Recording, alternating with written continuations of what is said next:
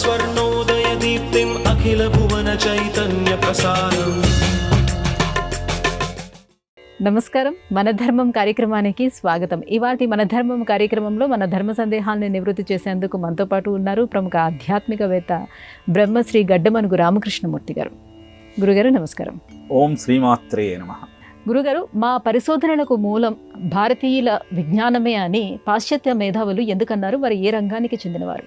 పాశ్చాత్య విజ్ఞానంలోని రక్తహీనత పోవాలంటే తూర్పు నుంచి పశ్చిమానికి కొంత ఆధ్యాత్మిక రక్త ప్రసారం జరగాలి అని ఎర్విన్ ష్రోవింజర్ అన్నాడు. అనటానికి కారణం ఏమిటి అంటే, భూమి సూర్యుని చుట్టూ తిరుగుతోంది, భూమి చుట్టూ చంద్రుడు తిరుగుతున్నాడు. ఈ విషయాలన్నీ గెలీలియో, కోపర్నికస్ ప్రపంచానికి చెప్పారు అని అనుకుంటున్న నేపథ్యంలో 4 వేదాలలో సార్పరాజ్ఞి సూక్తం ద్వారా ఇదే విషయం ప్రస్తావించబడింది అన్నటువంటి విషయాన్ని తెలుసుకొని వాళ్ళు ఆశ్చర్యపోయారు. ఇప్పుడు మేము ఈ విషయాన్ని 17వ శతాబ్దంలో తెలుసుకుంటూ ఉంటే కొన్ని వేల సంవత్సరాలకు ముందరే ఈ విషయాలు భారతీయులకు ఎలా అవగతమయ్యాయి అని గణిత శాస్త్రజ్ఞుడైనటువంటి, ఖగోళ శాస్త్రజ్ఞుడైనటువంటి ఎర్విన్ ష్రోవింజర్ అంటే రాబర్ట్ పాప్లిట్ అనేటువంటి చెకోస్లోవేకియా ధాతు రసాయన శాస్త్రవేత్త పంచలోహాలతో చేసినటువంటి విగ్రహాలకు అదృశ్యమైన ఆకర్షణ శక్తి ఉంటుంది. దీని ద్వారా మనసులో తలపెట్టినటువంటి సంకల్పాలన్నీ నెరవేర్చుకోవచ్చు. ఈ విషయాన్ని నేను గుర్తించడానికి కారణం భారతీయుల దగ్గర ఉన్న పురాణ విజ్ఞానమే, అదే నాకు మార్గదర్శకం చేసింది అని ప్రపంచానికి చాటి చెప్పాడు. ఆ విగ్రహాలకు ఆయన పెట్టుకున్న పేరు సైక్లోనిక్ జనరేటర్స్ అని. దీన్ని యజుర్వేద సంహిత పాషాణలోహ మణిమృణ్మయ విగ్రహేషు పూజ పునః భోగకరీ ముముక్షోహో, రాతితో, మణులతో, మట్టితో, లోహాలతో చేసేటువంటి విగ్రహాలు అనేకమైనటువంటి కోరికలను నెరవేర్చగలిగిన అద్భుతమైన సాధనాలు అని యజుర్వేద సంహిత చెప్పింది. ఇలా విజ్ఞానం వాళ్లకు మార్గదర్శకమవుతూ ఉంటే, లాప్లాస్ అనేటువంటి గణిత శాస్త్రజ్ఞుడు దశాంశమానాన్ని ప్రపంచానికి తెలియజేసిన భారతీయులు గణిత శాస్త్ర పురోభివృద్ధికి అశేషమైన కృషి చేశారు. ఇది ఆర్కిమిడిస్కు తోచలేదే అని వాపోయాడు. ఫ్రాన్స్కు దేశానికి సంబంధించిన లాప్లాస్ అనేటువంటి గణిత ఖగోళ భౌతిక శాస్త్రవేత్త. ఇక ఐన్స్టీన్ మాటకొస్తే, when I read Bhagavad-gita and reflect how the God created the universe, everything else appears to be superfluous. నేను భగవద్గీత చదివిన తర్వాత ఈ సృష్టి నిర్మాణం ఎలా జరిగిందని ఆలోచన చేస్తే మిగతా ఏ విజ్ఞానము కూడా భగవద్గీత వివరించినట్టు వివరించలేకపోయింది అని స్పష్టంగా తెలియజేయగలను అని అద్భుతమైన వ్యాఖ్యానం చేశాడు. అలానే జపాన్ దేశంలో 2వ ప్రపంచ యుద్ధంలో జరిగినటువంటి అణు విస్ఫోటనాన్ని ప్రపంచానికి చాటి చెప్పటం కోసం ఆ శకలాలన్నింటినీ ఒక మ్యూజియంలో ఉంచి అక్కడ భగవద్గీతలోని 11వ అధ్యాయంలోని 12వ శ్లోకాన్ని పెట్టారు. దివి సూర్య సహస్రస్య భవేత్ యుగపతుత్థితాః యది భా సదృశీ స్యాత్ భాసస్తస్య మహాత్మనః. ఈ అణు విస్ఫోటం ఎలా ఉంది అంటే, కురుక్షేత్ర యుద్ధంలో అర్జునుడికి కృష్ణుడు విశ్వరూపాన్ని చూపించినప్పుడు వేల వేల కోట్ల సూర్యుల కాంతి కంటే కూడా అద్భుతమైన ప్రకాశంతో ఉన్నటువంటి పరమాత్మ రూపాన్ని పోలి ఉంది అని అణు విస్ఫోటనాన్ని అఖిలాండ కోటి బ్రహ్మాండ నాయకుడి యొక్క అద్భుతమైన తేజస్సుతో పోల్చి ఇంతకంటే మాకు వేరే ఉదాహరణ లేదు చెప్పటానికి అని వాళ్ళ అశక్తతను తెలియజేశారు. ఇలా ప్రపంచానంతటికీ కూడా అద్భుతమైన విజ్ఞానాన్ని అందించినవాడు భారతీయ ఋషి.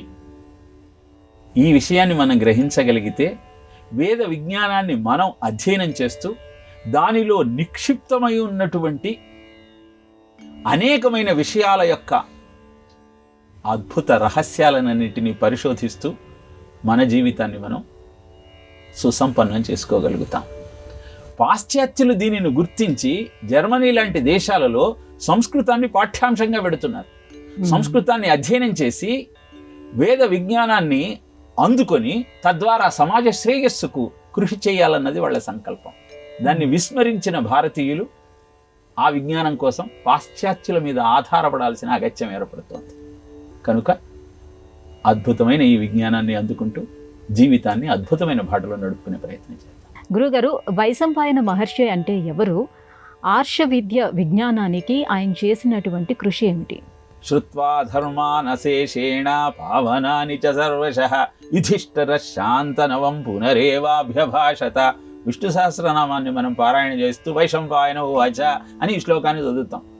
ఎందుకు అంటే భారతాన్ని జనమేజయుడికి వివరించిన వాడు వైశంపాయనుడు, వ్యాసుని యొక్క శిష్యుడు. యజుర్వేదాన్ని ప్రపంచానికి అందించినవాడు. యజుర్వేదాన్ని ప్రపంచానికి అందిస్తున్న క్రమంలో ఆయన శిష్యులలో అగ్రగణ్యుడైనటువంటి యాజ్ఞవల్కుడు అహంకారంతో ప్రవర్తించిన కారణాన తాను అందించిన విజ్ఞానంతా తిరిగి నాకు అప్పజెప్పమంటూ ఇచ్చేయమంటూ ఒత్తిడి చేశాడు. యజ్ఞవల్కుడు ఆ విజ్ఞానాన్ని తిరిగి ఇచ్చేసి సూర్యోపాసన చేసి శుక్ల యజుర్వేదాన్ని ప్రపంచానికి అందించాడు. ఇలా వైశంపాయనుడు, వైశంపాయన శిష్యుడు అయిన యాజ్ఞవల్కుడు శుక్ల యజుర్వేదము, కృష్ణ యజుర్వేదము ఈ రెండింటి ఆవిర్భావానికి కారణమయ్యాయి. యజుర్వేదాన్ని 27 శాఖలుగా విభజించి తన శిష్యుల ద్వారా దాన్ని ప్రాచుర్యంలోకి తీసుకొచ్చాడు. వ్యాసుడి యొక్క ఆదేశం మేరకు జనమేజయుడికి మహాభారత కథను, హరివంశంలోని త్రిశంకు చరిత్ర, యయాతి చరిత్ర, మన్వంతర వర్ణన ఈ విషయాలన్నింటినీ వివరించాడు. అంతేకాకుండా నీతి ప్రకాశిక అనే ఒక అద్భుతమైనటువంటి యుద్ధ సంబంధమైనటువంటి శాస్త్రాన్ని ప్రపంచానికి అందించాడు. 136 రకాల ఆయుధాల వర్ణనను దాంట్లో చేశాడు. యుద్ధ వ్యూహాలు ఎలా ఉండాలి, సైన్యాధికారుల యొక్క బాధ్యతలు ఎలా ఉండాలి, ఈ విషయాలన్నింటినీ వైశంపాయనుడు ప్రపంచానికి అందించాడు. ఇలా ఆ వైశంపాయనుని యొక్క కృపతోనే అద్భుతమైన యజుర్వేదం విస్తరిల్లింది. అనేకములైనటువంటి శాస్త్ర విషయములు ప్రపంచానికి అందుబాటులోకి వచ్చాయి. గురుగారు, రాశి చక్రం మేషంతో ప్రారంభమయ్యి మీనంతో ముగుస్తుంది. ఈ క్రమం ఇలాగే ఉండటానికి కారణం ఏమిటి? ప్రకృతిలో, పర్యావరణంలో, ప్రపంచంలో జరిగే ఏ పనికైనా మూలము, కారణము సూర్యచంద్రులే. సూర్యుని యొక్క తేజస్సే చంద్రుడి మీద ప్రతిబింబించి వెన్నెలగా మనకు అందుబాటులోకి వస్తాయి. అందుకే సూర్యచంద్రులను ఆధారంగా చేసుకొని సూర్యుడు సింహరాశికి అధిపతి, సూర్యునికి పక్కనే చంద్రుడు, చంద్రుడు కర్కాటక రాశికి అధిపతి. ఇలా సింహరాశిని సూర్యుడు, కర్కాటక రాశిని చంద్రుడు ఆక్రమించుకుని ఆధిపత్యాన్ని నిర్వహిస్తున్న నేపథ్యంలో సూర్యుడికి దగ్గరగా ఉండేవాడు బుధుడు. కాబట్టి తర్వాత 2 రాశులను మిథునము, కన్యాగా నిర్ణయించి ఆ రెండింటి ఆధిపత్యాన్ని బుధుడికి ఇచ్చారు. ఆ తర్వాత సూర్యుడికి దగ్గరగా ఉండేవాడు శుక్రుడు.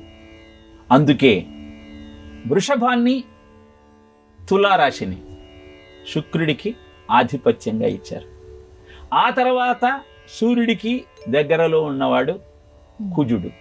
అందుకే మేష, వృశ్చిక రాశులను కుజుడికి ఆధిపత్యాన్ని అందించారు. ఆ తరువాత గురుడికి మీన, ధనస్సు రాశులకు అధిపతిగా నిర్ణయించారు. మిగిలినది శని. మకర కుంభాలను శనికి అధికారిగా నిర్ణయించారు.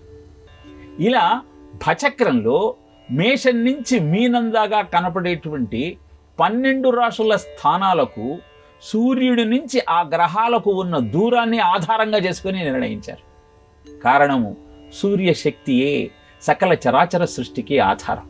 ఆ సూర్యుడి నుంచి ఉన్నటువంటి దూరం కారణంగా భచక్రంలో వాటి స్థానాలను నిర్ణయించి తద్వారా వాటి ఆధిపత్యాలను తెలియజేస్తూ ఆ గ్రహాలకు ఉన్న తత్వాల కారణంగా ఆ రాశులలో జన్మించిన వారికి ఆ రాశులలోకి సూర్య సంక్రమణ జరిగేటప్పుడు వచ్చే ఫలితాలను వివరిస్తూ గోచారాన్ని నిజ జాతక చక్రం ద్వారా వచ్చే ఫలితాలను ప్రజలకు వివరిస్తూ ఆనందంగా జీవనాన్ని కొనసాగించడానికి అవసరమైన విధి విధానాలన్నింటినీ నిర్వర్తించమంటూ మార్గోపదేశం చేశారు. ఇలా భచక్రంలో మనకు కనపడేటువంటి మీనం నుంచి మేషం దాకా ఉన్నటువంటి 12 రాశుల యొక్క స్థానాల నిర్ణయానికి కారణము సూర్యుని నుంచి ఆ గ్రహాలకు ఉన్న దూరమే. దీన్ని గమనిస్తూ జ్యోతిష్య శాస్త్రం చెప్పినటువంటి విషయాలలోని ఆంతర్యాన్ని రహస్యాన్ని తెలుసుకుంటూ, జ్యోతిష్యము అంటే వెలుగు అని అర్థం కనుక ఆ వెలుగునే మన జీవన కాంతులకు ఆధారంగా చేసుకుంటూ ముందుకు నడిచే ప్రయత్నం చేద్దాం. గురువుగారు, చిత్తవృత్తులు ఎన్ని రకాలు, వాటి వర్గీకరణ ఎలా చేస్తారు? యోగః చిత్తవృత్తి నిరోధః అంటాడు పతంజలి యోగశాస్త్రంలో. పరిపరి విధాలుగా వెళుతున్నటువంటి చిత్తవృత్తులను నిరోధించేదే యోగము అని. చిత్తము, మనస్సు, ఈ రెండింటిని మనం ఒకే అర్థంలో ఉపయోగిస్తూ ఉంటాం. మనస్సు అంటే సంకల్ప వికల్పాత్మకమైనది. చిత్తము అంటే ఒకప్పుడు జరిగిన అనుభవాన్ని జ్ఞాపకంగా నిక్షిప్తం చేసుకొని మళ్ళీ అదే కార్యక్రమాన్ని చేయమంటూ ప్రోద్బలం చేసే తత్వము కలిగినది. ఈ చిత్తవృత్తులు 5 రకాలుగా చెప్పబడ్డాయి. ఈ చిత్తవృత్తికి కారణము ప్రకృతి. ప్రకృతి అంటే రజస్తమో సత్వగుణాలు. తమో గుణము రజస్తమో గుణాలను ప్రభావితం చేస్తూ ఉంటే ఆ చిత్తవృత్తిని మూఢం అంటారు. కారణం ఏమిటంటే కృత్యాకృత్య విచక్షణ కోల్పోయి కేవలము పరులకు అపకారం చేయటమే జీవిత లక్ష్యంగా ముందుకు నడుస్తుంటుంది జీవనం. అలాంటి చిత్తవృత్తి మూఢంగా చెప్పబడింది. ఆ తరువాత రజోగుణ ప్రాబల్యం ఎక్కువగా ఉంటే అప్పుడు ఐశ్వర్యాల మీద ఆలోచన వెళుతుంది.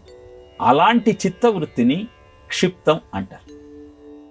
ఇక సత్వగుణ ప్రధానంగా జీవితం ముందుకు సాగితే ధర్మము, జ్ఞానము, పెద్దలు, గౌరవము ఇలాంటి ఆలోచనలతో జీవితం ముందుకు నడుస్తుంది. దీన్ని విక్షిప్తము అంటారు. ఎప్పుడైతే బుద్ధి, ఆత్మ వేరు అన్న భావన కలుగుతుందో అప్పుడు ధర్మ, జ్ఞాన, దైవముల పట్ల కంటే కూడా వివేక ఖ్యాతి, తానేమిటో తాను తెలుసుకోవాలన్న ఆలోచన పెరుగుతుంది. ఇలాంటి చిత్తవృత్తిని ఏకాగ్రం అంటారు. దీన్నే ధర్మమేఘ సమాధి అని చెబుతాడు. కొంతకాలానికి ఇలా నడుస్తున్న జీవితంలో, సత్వగుణ ప్రధానంగా ముందుకు సాగుతున్న జీవితంలో ఇంకా వివేక ఖ్యాతి దీప శిఖలాగా విషయముల మీద సోకుతున్న నేపథ్యంలో చైతన్యమేమిటో తెలుసుకోవాలన్న అద్భుతమైన భావన నిరుద్ధంగా చెప్పబడింది. అదే నీకు ముక్తిని ఇచ్చేటువంటి స్థితి. ఇలా మూఢము, క్షిప్తము, విక్షిప్తము, ఏకాగ్రము, నిరుద్ధము అని చిత్తవృత్తి 5 రకాలుగా పేర్కొనబడింది. రజస్తమోభ్యాం రహితాం శుద్ధ సాత్విక పాతినీం మతిమాత్మన సంస్థాప్య జ్ఞానం శ్రుత్వా స్థిరో భవ అంటాడు వశిష్ఠుడు రామచంద్రమూర్తితో యోగ వాసిష్టంలో. రజోగుణము తమోగుణము రెండూ కూడా నీలో అనవసరమైన ఆలోచనలను ప్రేరేపిస్తూ ఐశ్వర్యము పట్ల ఆసక్తిని రేకెత్తించేవి కనుక ఆ రెండింటిని పక్కకు పెట్టి శుద్ధ సత్వగుణాన్ని ఆసరాగా చేసుకుని విక్షిప్తము ఏకాగ్రము స్థితి నుంచి నిరుద్ధం దాకా చేరుకోగలిగినప్పుడు చిచ్చక్తి యొక్క తత్వము తెలుసుకొని జీవితం సరియైన బాటలో నడుస్తుంది కనుక అలాంటి సాధనా క్రమానికి శ్రీకారం చుట్టమంటాడు. భాగవతంలో సూత మహర్షి కూడా శౌనకాది మహానుములకి ఇదే చెబుతాడు.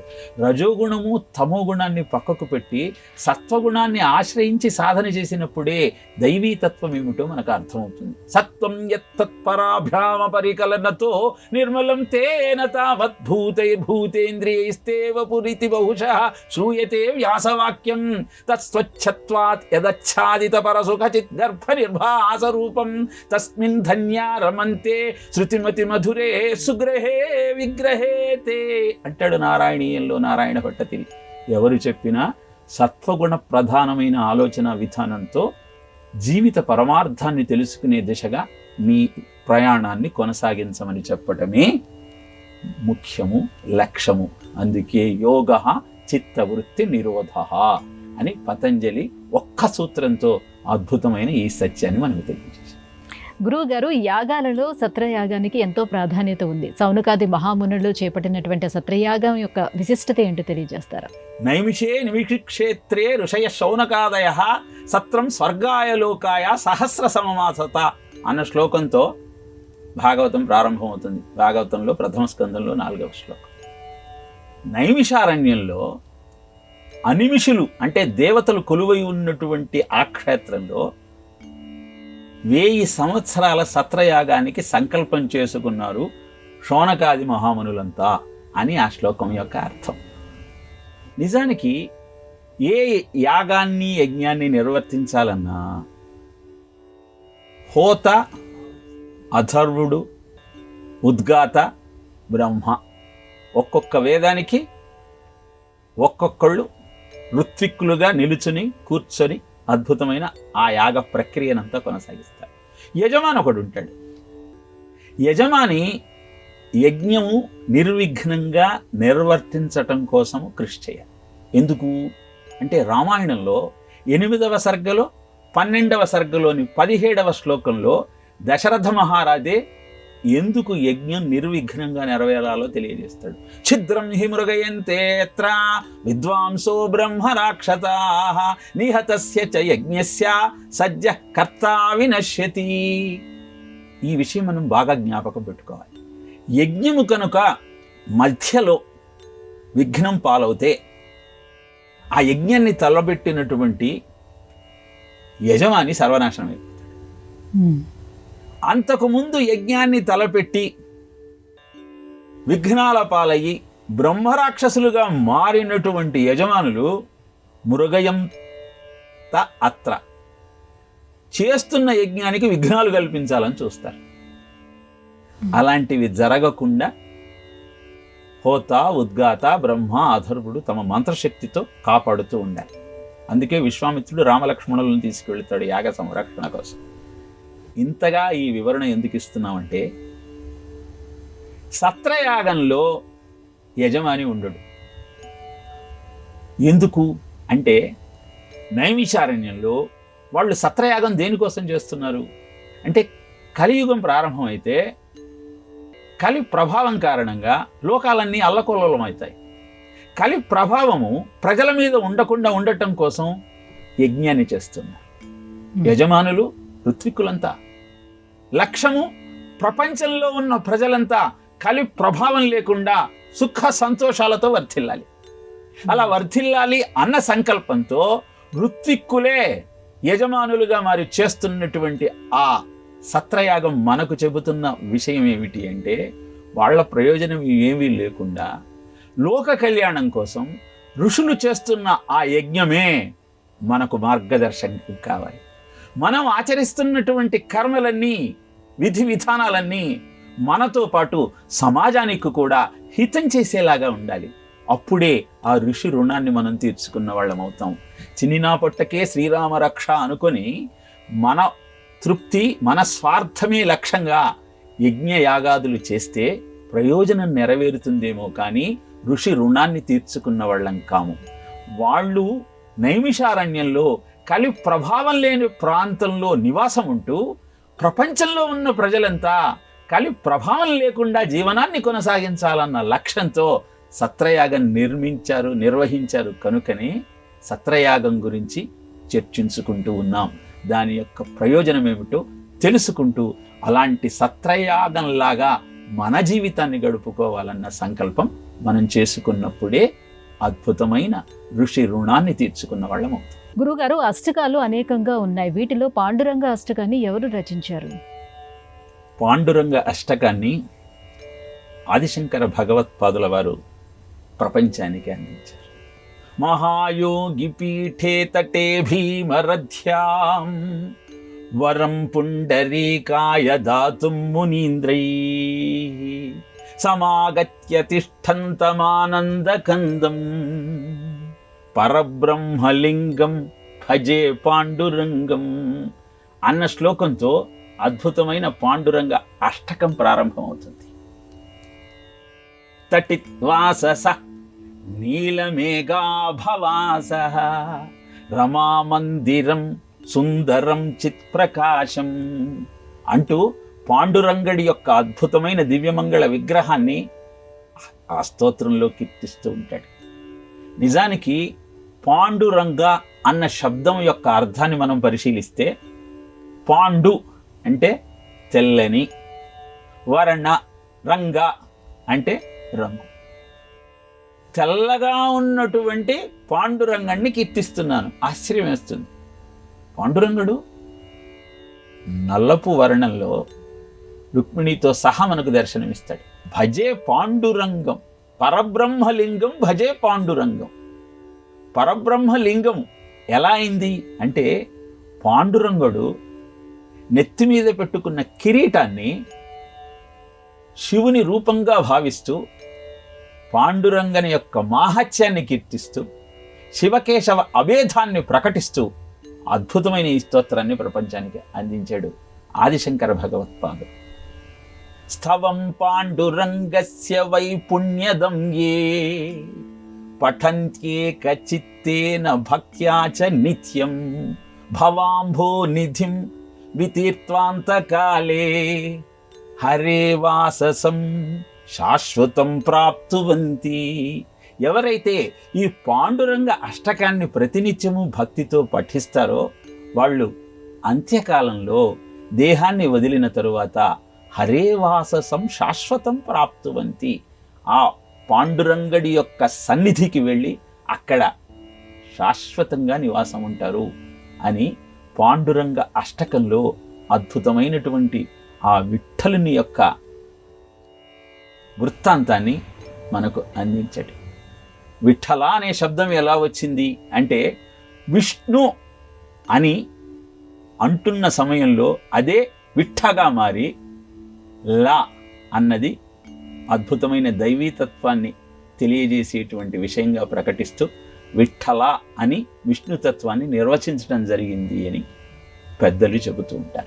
ఏదేమైనా అద్భుతమైన పాండురంగణ్ణి ఆరాధిస్తూ జీవితాన్ని సక్రమమైన దిశలో ముందుకు నడిపించుకునే ప్రయత్నం చేద్దాం. ఏ పుణ్యక్షేత్రమైనా అక్కడ ఉన్నటువంటి అధిదేవుని యొక్క పేరుతో పిలువబడుతుంది. వెంకటేశ్వరుడు ఉన్నాడు కాబట్టి వెంకటాచలం. కానీ పండరీపురము అని ఆ స్వామి ఉన్నటువంటి క్షేత్రానికి పేరెందుకు వచ్చింది అంటే తన భక్తుడైనటువంటి పుండరీకుడి కోరిక మేరకు అక్కడ వెలిశాడు కనుక స్వామి తన భక్తవత్సలతను ప్రకటిస్తూ అక్కడ పాండురంగడుగా వెలిసాడు. పండరీపురం అని ఆ క్షేత్రానికి పేరు వచ్చింది. ఇలా భక్తుల యొక్క అద్భుతమైన భక్తి ప్రపత్తులను కళ్ళకు కట్టినట్టు వివరించేటువంటి క్షేత్రమే పండరీపురం. అక్కడ ఉన్నటువంటి దైవమే విఠలుడు. ఆ అద్భుతమైన విఠల తత్వాన్ని తెలుసుకుంటూ ఆయన భక్త వత్సలతలోని అద్భుతాన్ని గ్రహిస్తూ మన జీవితాన్ని సంస్కరించుకునే ప్రయత్నం చేద్దాం. గురుగారు, ఇవాటి మన ధర్మం కార్యక్రమంలో మాకు వచ్చినటువంటి ఈ సందేహాలన్నీ కూడా నివృత్తి చేసినందుకు ధన్యవాదాలండి. కృష్ణార్పణం. ఇది ఇవాటి మన ధర్మం కార్యక్రమం. రేపటి మన ధర్మం కార్యక్రమంలో మళ్ళీ కలుసుకుందాం. నమస్కారం. ఈ కార్యక్రమాన్ని తిరిగి చూడాలనుకుంటే www.youtube.com/@ETV Life Spiritual లో చూడవచ్చు.